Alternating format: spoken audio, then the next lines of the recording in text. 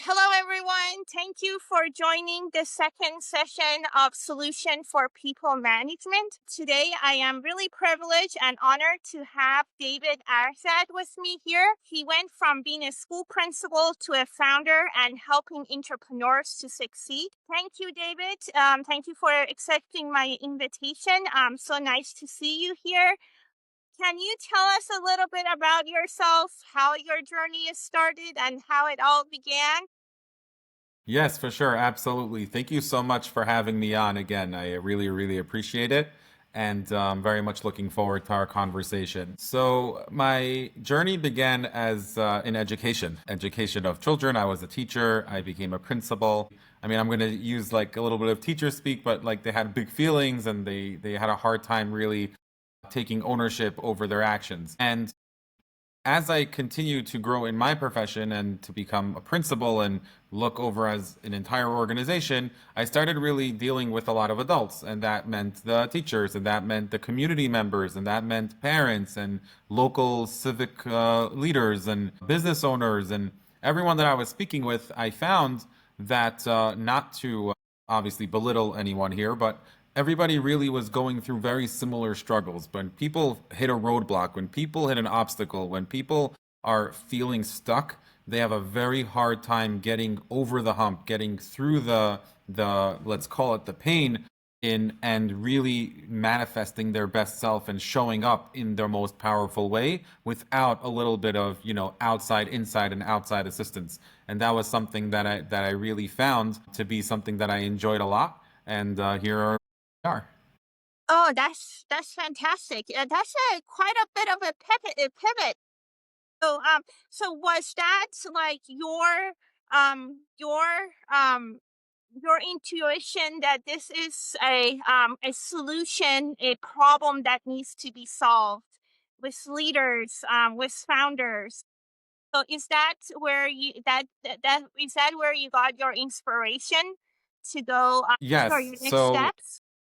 Yeah, so for me, something that's really, really important, and I'm sure we'll get into it at some point later on, intuition and really trusting your intuition, really, really learning how to listen to your inner voice and really learning how to, let's call it, trust your gut is something that's really, really important for founders, for entrepreneurs, for anyone in a position of leadership at all. And that's something that I found that to me, it's sort of like a natural progression. Like when I tell people and they say, oh, wow, from a teacher to a consultant to a coach or to whatever it is that I do with each one of my clients, it's sort of like, wow, that's different. But the reality is, like I implied earlier, is that it's not really so different if we broke it down to like the core component parts of what it is that I do and what it is that people need. And it's something that I found would be like a greater impact on my end to help people in a leadership role, and that will, trickle down into everyone in their organization.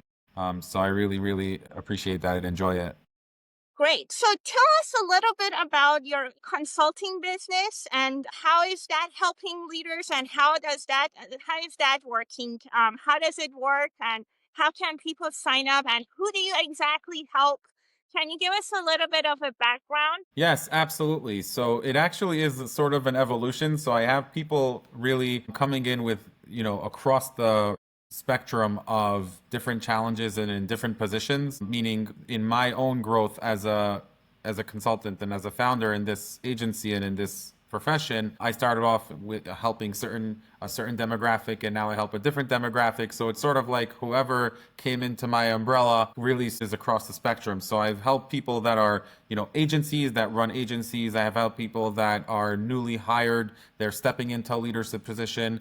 Now I really enjoy working with founders like in startups and in entrepreneur in their entrepreneurial journey. So I can talk a little bit about like the challenges that range across all of those, and that would maybe help to put a little bit of a perspective here. So people a lot of times they come to me when they're really just scattered. They're all over the place, or they don't feel really present with what they're doing at the moment. They feel a little bit lost because there's just so many options that they're facing, and they don't know what they should choose. There's 100 things that are on their plate, and they really wish that they were able to be more intentional and they were able to be more empowered with the way that they show And I help them to really get there. I help them to really find their presence and to find their inner voice and to really learn to trust it and to really learn to make sense and make order out of everything that they're going through and to show up in a more powerful way for themselves and their relationships and their business. And it's a really, really incredible journey that they go on. So does when they come to you, does it help them to touch all aspects of their lives, or just mainly focuses on entrepreneurship, or does it really help, like, touch upon personal relationship, business relationship?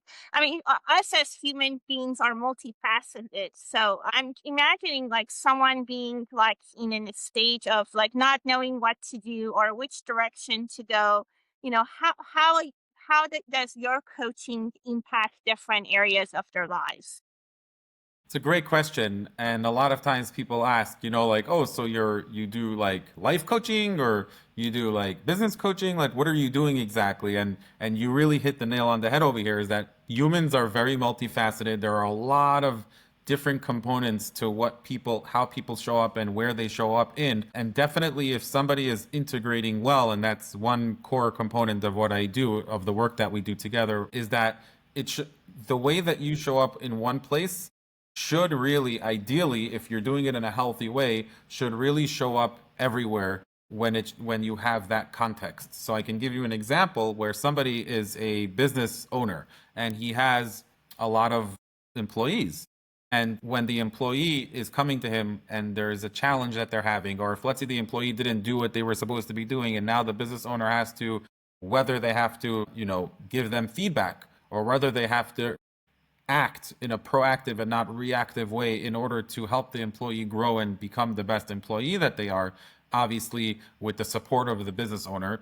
Now let's take that all the way across the relationship spectrum to a family, and now there's a child, the owner has a child, and the child Mm. is doing something that is not in the best way that they should be doing. So now how does that owner show up? And if they learn how to become intentional and they learn how to show up powerfully, then that really should translate well if it's done in an integrated way. So I would say that there really, really is a lot of benefits across the spectrum of when somebody really does a lot of that inner work, even though really a lot of the challenges, let's call it, can be superficial. It's I need to work on my sales, I need to work on my marketing, and I'm not sure how to position myself as a brand. And those things are very important. But when you get to learn yourself and how and what you're trying to do when you show up, then there's a lot of deep work that goes into it as well.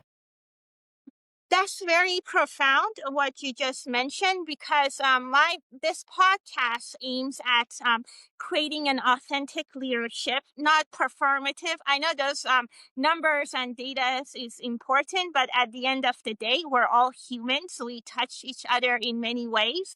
So tell us a little bit about that, again, their true self and be authentic, because I know it's a lot of leadership, is you have to hide a part of yourself, not to show up as yourself. So how do you help owners, business, or the people you coach to bring their true self forward?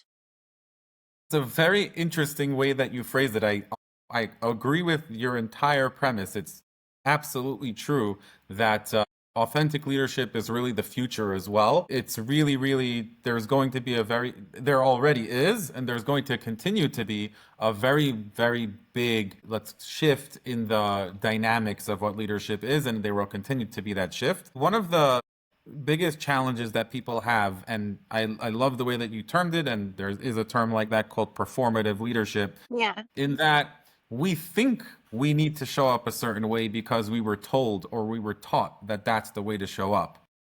The way that we really want to show up, and if we really look deep in ourselves, would be really to be supportive to our employees, to show up present, to be present when people are talking to us, to be intentional with all our actions, to be proactive and not reactive. And all of those things are so important, and they are our values. And as a leader, I can say with almost certainty that any leader, if you ask them what their values are, it would be those. And it wouldn't be the numbers come first, or I need to show a certain, cold aspect of myself because that's what leadership is all about. That's just what they were taught. but what they wish to be is something different. And a lot of times, and this definitely goes back to something that I observed in children and the progression of children from the educational standpoint, is that when a child is younger, they are told what to do always. Once they reach like toddler age, right? It's eat this, go to sleep, take a bath, brush your teeth. No, no, yes, yes. Everything is based on what the parent or teacher or counselor or somebody that's guiding them is telling them what to do. And they are given a very clear box. Hopefully it's clear, but they're given a box on how they have to behave. And when they step out of line, now they're disciplined, even though theoretically creativity is what really makes the world progress and what makes progress and innovation happen. But most of the time, children, and then as they get into teenage and as they get into university, and they're given a syllabus, they're given tests, they have to really follow a framework of what they need to do. And somebody that's successful will be very good at following frameworks. So people think, if I had a framework, if I see other people giving me frameworks, or if somebody gives me a hack and it's like, oh, all you need to do is do this checklist, that will definitely make me a better leader. They on a fake persona of leadership. And that's something that will only lead to burnout, that will only lead to poor performance in themselves and in their employees and in the people that look up to them. And the only way to really break out of that is to really learn what is authentic to me and to do it in a growth oriented and productive way. So most of us, or I would say all of us, really, really, really want to be growth oriented, really want to be productive, really want to be relational. Those things are really important to people. And we shut that down when we get into, let's quote unquote, leadership. But if we really learn to look at ourselves and see what that meant to us and how to manifest that as we relate to others, that will make our leadership go to the next level and way beyond that. And what are your founders or the people you're coaching? What are their thoughts about your approach when you give them this approach of bringing themselves, their whole self, being authentic versus working off a framework?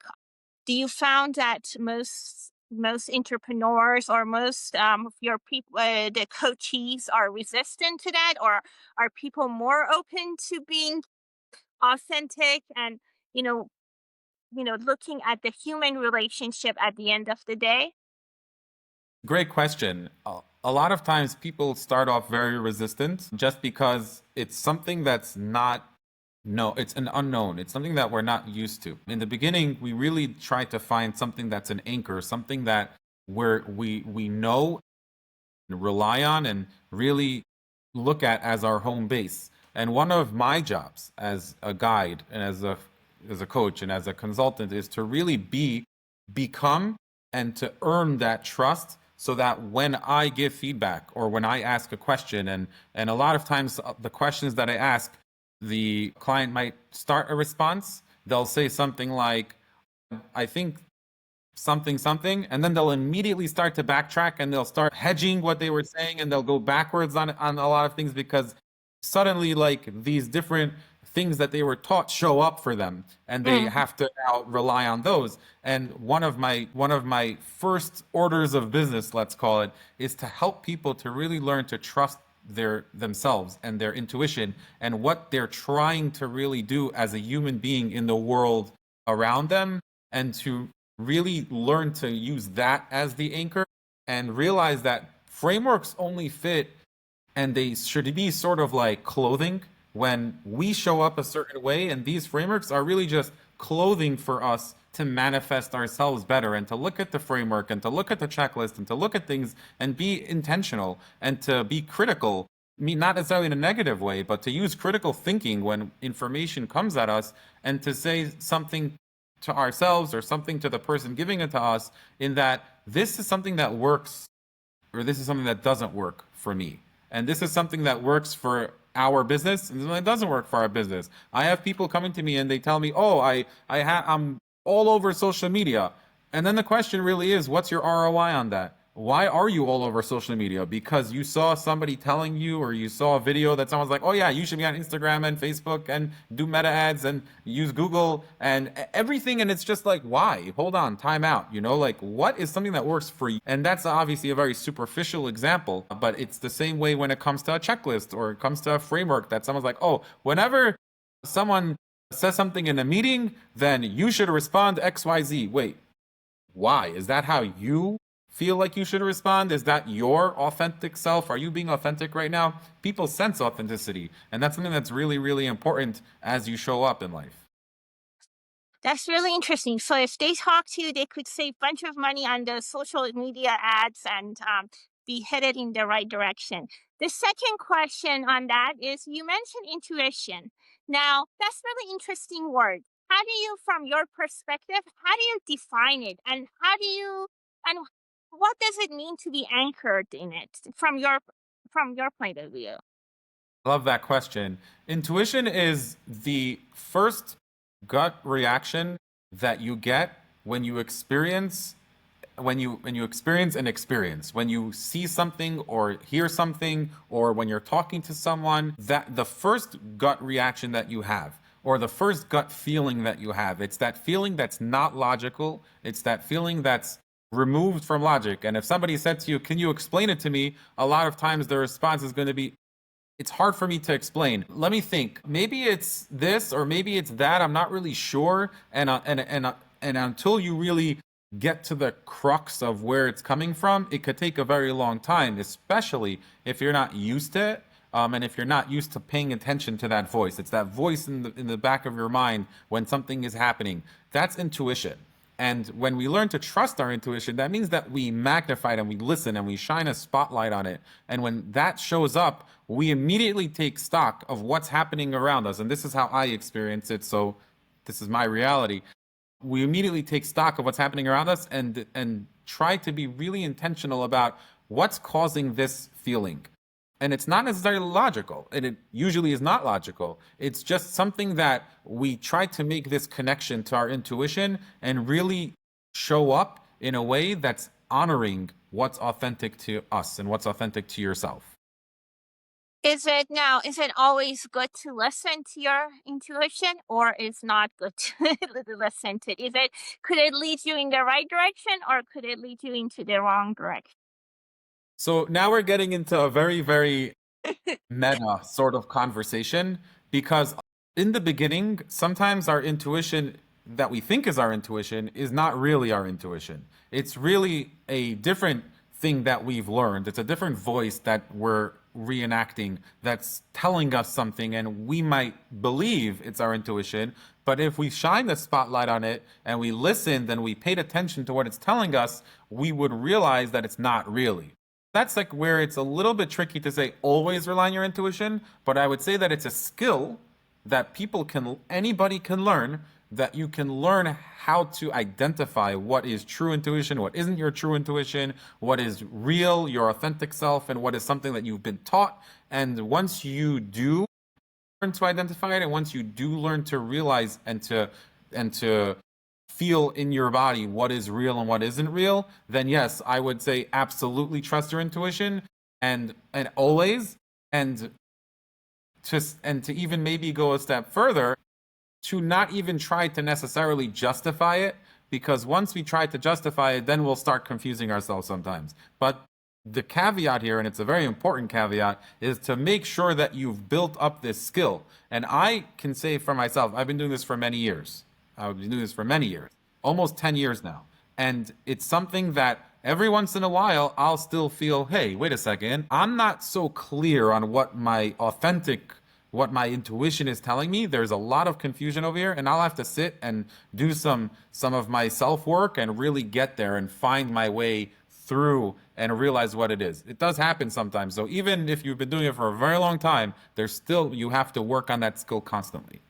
So, as a founder, business owner, a leader, so what I hear, the best approach is kind of having that pause and stepping back and really reflecting on that intuition or the next actions. Absolutely. There's a very famous There's a very famous author that talks about negotiation. For some reason, it's slipping my mind. He wrote a book a while ago. Now he just wrote a new book.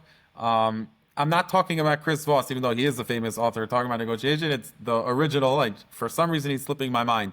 But he talks about it in his newer book, where he gives an analogy which I really, really resonated with me. When he says, if you're in the middle of a negotiation, you should go onto the balcony, meaning you should really take a step out and look and see yourself from the outside. And it's not disassociation. It's not that. It's not really leaving and just letting things happen. Letting your real self, your authentic self, your intuition, or whatever you want to call it, to observe and to see everything that's going on and to make an intentional choice. And 99% of the time, or I would even 100% of the time, that choice is going to be the relational and to be the more proactive and the more growth choice. Great. And so, who are the people that can best benefit from your consulting, your coaching? Would it, you mentioned new leaders, executives, and founders. How does each of those groups can benefit from coming? Because, like getting a coach, people say, well, I'm going to read a book, I'm going to go and test things out. But how, how would getting a coach differentiate someone versus someone just experimenting and going through this journey by themselves? So what are some of the ROIs by with getting a coach or working with a consultant? Absolutely. So putting me aside, right?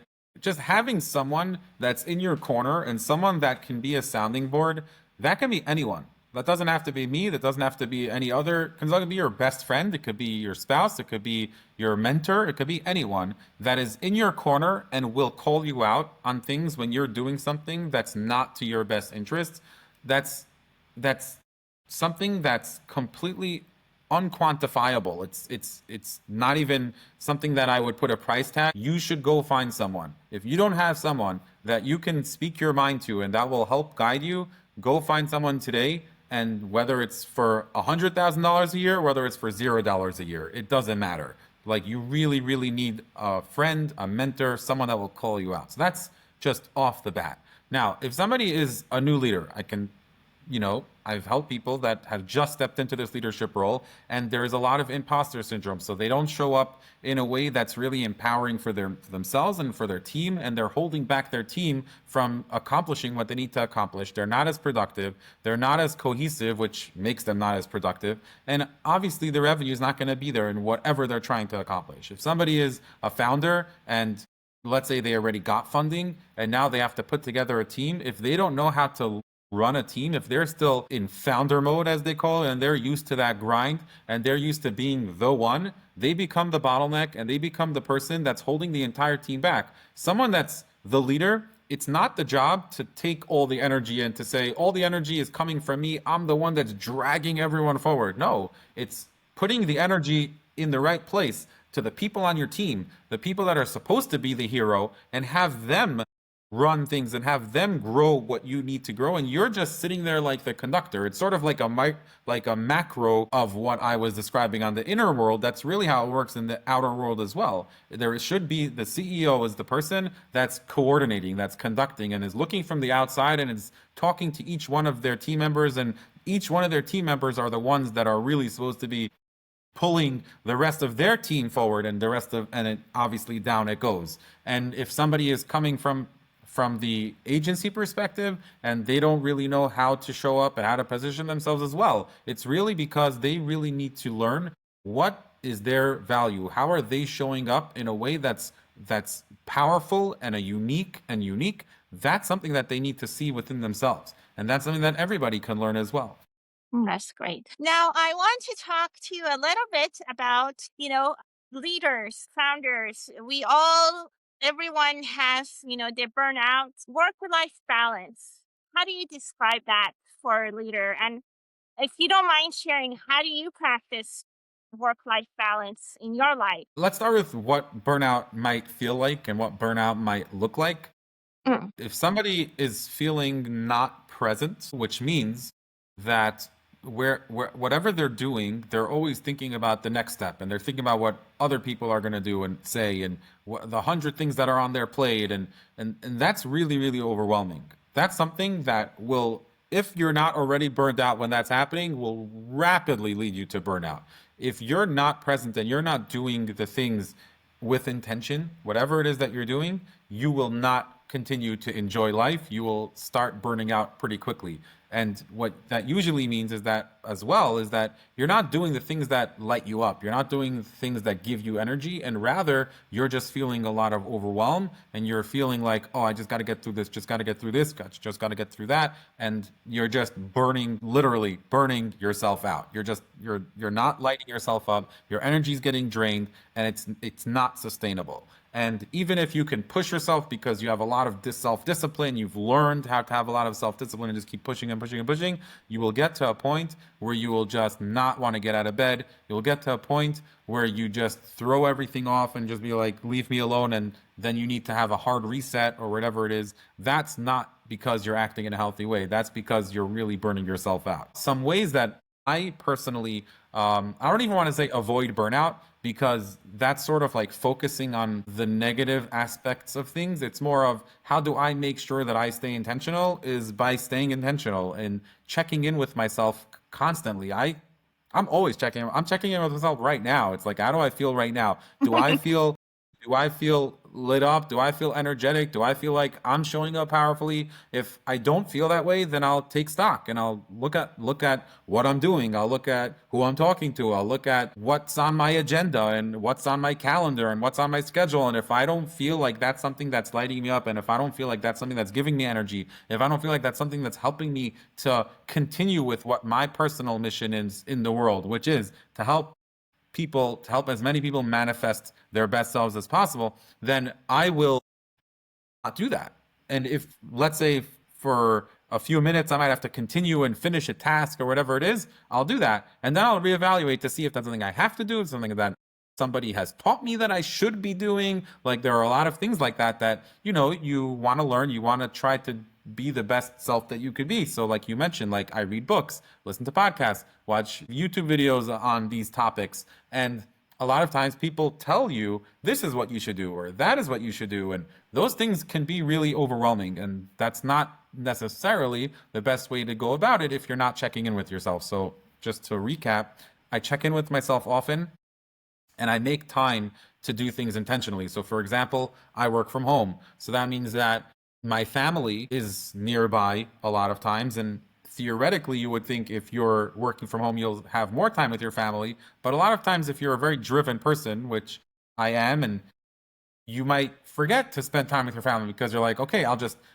get up, go take care of a few errands, and then come back and just work for 10 hours straight and build this or call these people or reach out to those people or help these people or whatever it is. So I intentionally make time. So for example, today I went out for a brunch with, my daughters are off of school right now. I went out for brunch with them. I deliberately blocked out time in my calendar, and I didn't watch my calendar, but I blocked out enough time that I didn't have to watch my calendar. And I just went out, sat with them, we chatted, we had a great time, and we were there for an hour and a half, just sitting in the cafe, and we were just talking, and they were sharing, and it was a really, really nice time. But it was something that I deliberately chose to do proactively, as opposed to just, letting things happen on their own.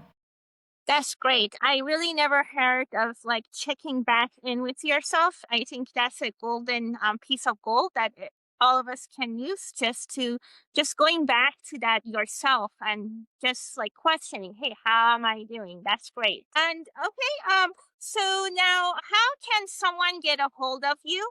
What is the name of your business, and what are the requirements if somebody wants to reach out to you and say, hey, I'm a founder, I need help with X and Y and Z? How can they reach out to you? So I'm on LinkedIn relatively often. I used to post every single day, and then I got a little busy, and now I post whenever I feel like it. So definitely you can reach out on LinkedIn. You can check out my profile. It's David Azerad. You could definitely find me there. That, I would say, is the most ideal method of getting in touch with me. My company name is Next Arc Performance Solutions, but I definitely recommend you just search my name. That's easier. to find me on LinkedIn. And requirements is an interesting word. I wouldn't say that there are requirements for people to reach out to me, meaning I'm happy to help anyone. If Okay. it's a good fit for someone, that we could work together, then fantastic. If it's not, I am so happy to help. I help a lot of pre-seed founders just, I give them a lot of time. I know that they can't afford, the services. So I give them an hour here, an hour there. Totally, totally happy to do so because that's really what my mission is. I really just want to help as many people as possible to manifest their best selves. But definitely, if you are in a new position of leadership, you're an executive and you just got hired, or you're a founder and you have funding and now you're building out a team and you're completely lost, or if you're an agency and you have a lot of different offers and clients that are coming in, you just don't know how to make sense of everything that's going on. Those are really good triggers. If you would like to reach out, happy to help you. And you work with people all around the world, right? I know you are in Israel. Is that correct? Yes, I'm located in Okay, great. Israel. I work with people all around the world. It's with a benefit of living in a global economy these days. Yeah, that's wonderful. I had a friend who visited Israel and she really loved it. She was telling me everything she touched is like 3,000 years old. In on my bucket list of places to visit. When you do come, you're definitely welcome. Please reach out. We'll grab a coffee and I'll show you some 3,000-year-old places. That sounds great. Thank you again for taking the time out of your busy schedule to meet with me. I really appreciate it, and I hope I have you back in the future. I hope so too. Thank you so much for having me. I appreciate it. Thank you. Okay, bye.